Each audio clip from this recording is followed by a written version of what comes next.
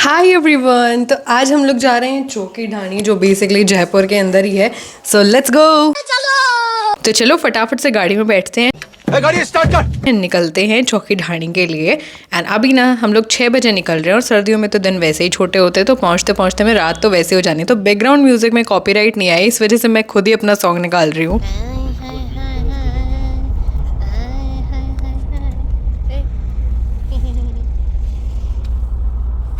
आज तो चांद भी यही सोच रहा है कि इतने सालों बाद अच्छा इनका भी घूमने का प्लान बन गया क्या, मैं भी इनके साथ साथ ही चलता हूँ। और पता है गलती से हम लोग चौकी ढाणी रिसोर्ट में चले गए थे,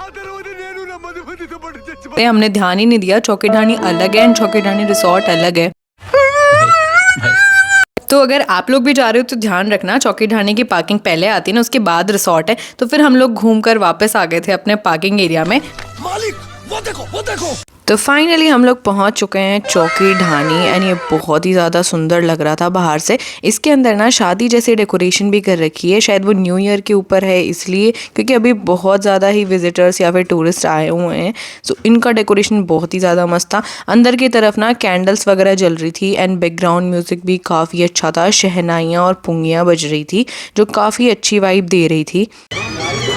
मुझे हंसी आ रही है।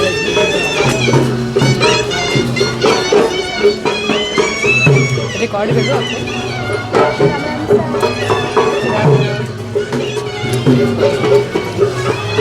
अब आ गए थे हम लोग इनके टिकट काउंटर पे, जो काफ़ी अच्छे से डेकोर कर रखा था इन्होंने एंड काफ़ी यार भीड़ थी यहाँ पे। और इतना बड़ा ये बर्तन, मुझे नहीं पता यहाँ पे क्या कर रहा है, पर ये शो पीस है। तो टिकट काउंटर पे हम लोग भी अपने टिकट लेकर टिकट्स को चेक कराकर हम लोग बाहर जा रहे थे। सबसे पहले मेटल डिटेक्टर से चेक किया एंड उसके बाद ना आपके बैग को भी चेक करेंगे कि उसमें कुछ है तो नहीं। तो फटाफट से हमने वो बैग भी चेक कराया, क्योंकि इसमें मेरा थोड़ा मोड़ा सामान था। पर ऐसा होता है ना, जब मैं कुछ करने जाती हूँ ना वो सब गड़बड़ा जाता है।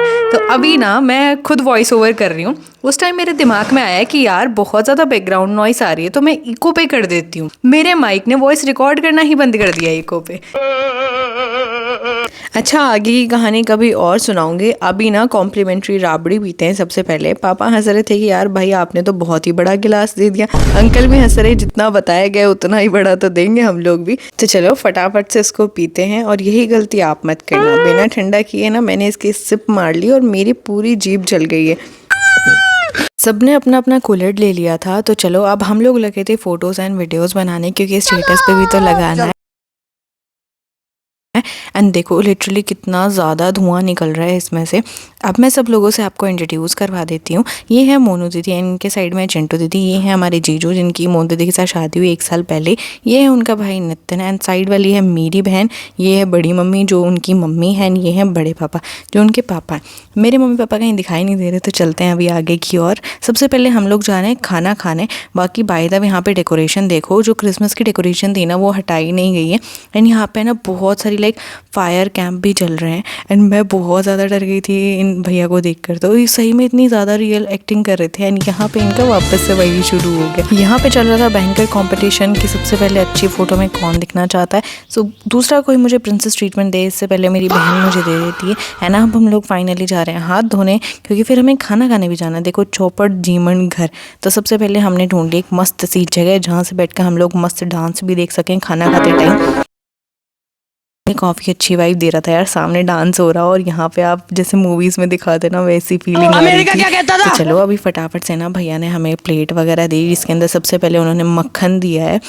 आपकी जो रोटी होंगी ना उसके ऊपर आपको खुद ही मक्खन लगाना है। और एक दीदी बहुत ही अच्छा डांस कर रही थी एंड मेरे साथ तो ये पहली बार था कि मैं ऐसा कुछ एक्सपीरियंस कर रही थी। एंड लिटरली ना यहाँ पे 25 तरह का खाना मिला था हमें, और ये बहुत ज़्यादा ही हो गया था, खाया नहीं जा रहा था। सो हम लोग खाना पूरा फिनिश करने के बाद फिर से हम लोग गए थे हाथ धोने।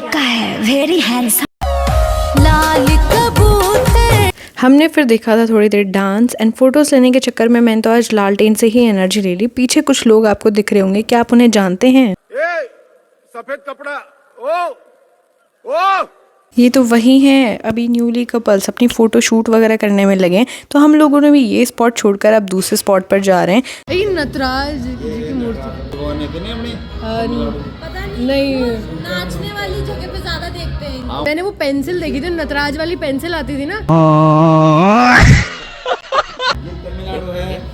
अच्छा। पूजा करते हैं, यादों को दिया जो मेरा सेंस ऑफ ह्यूमर देख के अंकल जी कहीं घबरा नहीं जाए, इसलिए हम लोग आ गए थे रूम से बाहर। चल चल चल चल एंड बाहर चल रहा था बहुत ही मस्त डांस। उसको पार करने के बाद हम लोग गए थे थोड़े आगे की तरफ। वहाँ पर बन रखा था पूरा गांव का स्ट्रक्चर कि पहले के लोग कैसे खाना बनाते थे, कैसे घर होता था। लेकिन ये साला कर क्या रहा है यहाँ पे? अरंग जंगलरों, क्या नाम है इसका? गुफा।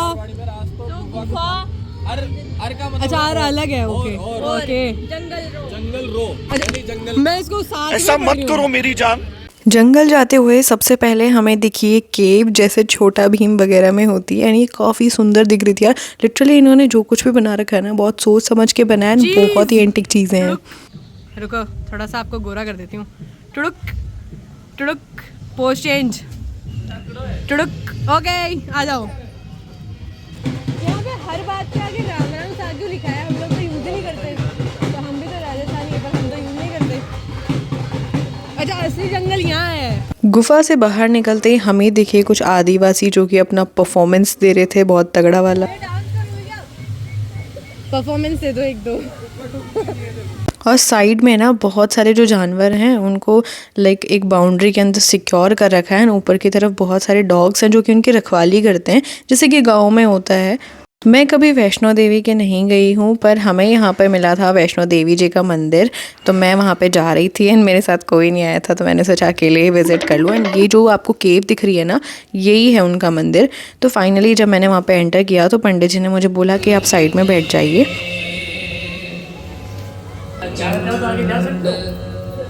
यार पता नहीं, जब भी मैं कोई रिलीजियस जगह जाती हूँ ना मेरा मन एकदम इतना शांत हो जाता है। काफ़ी अच्छी वाइब आ रही थी। फिर पंडित जी ने मेरे टीका भी लगा दिया था जो काफ़ी अच्छा लग रहा था दिखने में। एंड इसके ऊपर ही ना लाइक ऊपर ही ऊपर एक बाउंड्री वगैरह बना रखी थी, जिसके ऊपर से ना आप नीचे का सारा नज़ारा देख सकते हो।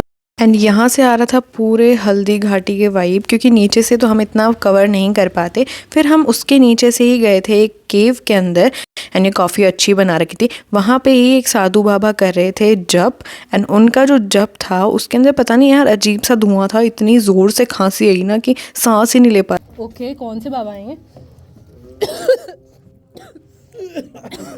वहाँ से निकलने के बाद कुछ दूर चलने के बाद हमें वहाँ पे बहुत सारे सीन दिखाए गए कि जब महाराणा प्रताप जंगल में रह रहे थे तो कैसे उनके बच्चे के मुंह से एक बिल्ला रोटी छीन के भाग गया था, और भी महान गाथाओं के बारे में वहाँ दर्शाया गया था। वहाँ से थोड़ा आगे निकलने के बाद ना मैंने एक रियल अंकल को स्टैचू बना दिया।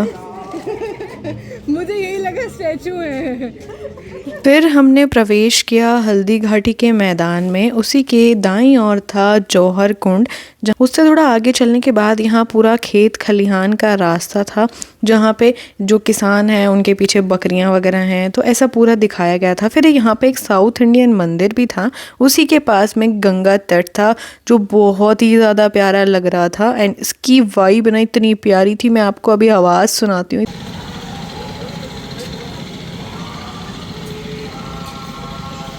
सब कुछ रिकॉर्ड करने के चक्कर में ना मैं अपनी फैमिली वालों को पीछे ही भूल गई, तो चलो अभी उनके पास चलते हैं। उससे पहले ना दूसरे वाले द्वार से मैंने हल्दी घाटी के मैदान में वापस प्रवेश किया। एंड देख रहे हो कितनी डिटेल्स दे रखी हैं सारी की सारी, कैसे महाराणा प्रताप हाथी पे चढ़े थे, कैसे मारा था भाला, एंड सारी डिटेल। ये बहुत ही ज़्यादा अच्छा लग रहा था देखने में भी। उसके बाद ना मैं गई थी साउथ इंडियन टेम्पल में, क्योंकि पीछे से ही पहले मैंने उसे देखा था। एंड अभी चलो अंदर चलते हैं। काफी प्यारा मंदिर है। क्या मायला? ये साउथ इंडियन है तो ये पूरा है ना ऊपर डेकोर से लग रहा था। इनका क्या नाम है? तिरुपति बालाजी है, साउथ इंडिया नहीं, साउथ तिरुपति बालाजी मतलब कृष्णा जी हैं या फिर हनुमान जी हैं? विष्णु जी का अवतार है तिरुपति। कृष्णाय वासुदेवाय हरि परमात्मने ही। मंदिर में प्रसाद और टीका लगाने के बाद हम लोग आ गए थे दूसरी जगह, जहाँ पे जो कमंडल होता है वो रखा था बहुत बड़ा सारा, और एक बहुत बड़ी ही घंटी थी। एंड ये देखिए कलश वगैरह भी रखे थे वहाँ पे। फिर हमें एक और भगवान मिले बट मुझे उनका नाम नहीं पता था। थोड़े आगे जाने के बाद देखो यहाँ पे भी चूड़ियों का कितना क्रेज़ हो रहा है यार। जयपुर में इतना क्रेज़ है चूड़ियों का, मुझे तो आज पता चला कि चौकी ढाणी में भी भीड़ लगी है। और यहाँ पे ना बहुत सारी दुकानें थी, आपको कुछ भी लेना हो ना आप ले सकते हो, बट शायद इनका हाई प्राइस रहता है। हमने पूछा नहीं क्योंकि हमें लेना नहीं था। नमस्ते आंटी जी। आंटी जी अभी तो गुस्से में क्यों हो आंटी जी? आंटी जी लिटरली यहाँ पे ना आपको सब कुछ मिल जाएगा, खाना, जूतियाँ, हैंडीक्राफ्ट, मूर्तियाँ, जो भी आपको चाहिए ना।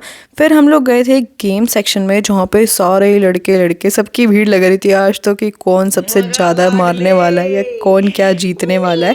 उसके साइड में ना यहाँ पे ज्योतिषी वगैरह भी थे, बट हम इस चीज़ों पे विश्वास नहीं करते और करते भी हैं, इसीलिए हमने वहाँ नहीं दिखाए अपने हाथ। उसके बाद ना देखो एक एलिफेंट जा रहे थे, लाइक उन्होंने कॉस्ट्यूम वगैरह पहन रखा था ऐसा। फिर एक कथकली जो डांसर होते हैं वो भी पहन रखे, मैंने पहली बार देखा था। फिर हम लोगों ने एंटर किया भूल भुलैया में, जिसमें मेरा मिशन यही था कि सबसे पहले बाहर निकलना है। और फिर मुझे पता चला मैं 5 बार बाहर निकल चुकी हूँ, पर इन लोगों में से कोई भी बाहर आया ही नहीं है। ओ मैं निकल गई सबसे पहले। कहाँ रह गए सब लोग? मैंने वीडियो भी बनाया कि सबसे पहले मैं निकली थी, तो इसका मतलब आज की विनर मैं हूँ। चिंटू दीदी ने इसी बीच में अपना ग्रुप भी चेंज कर लिया।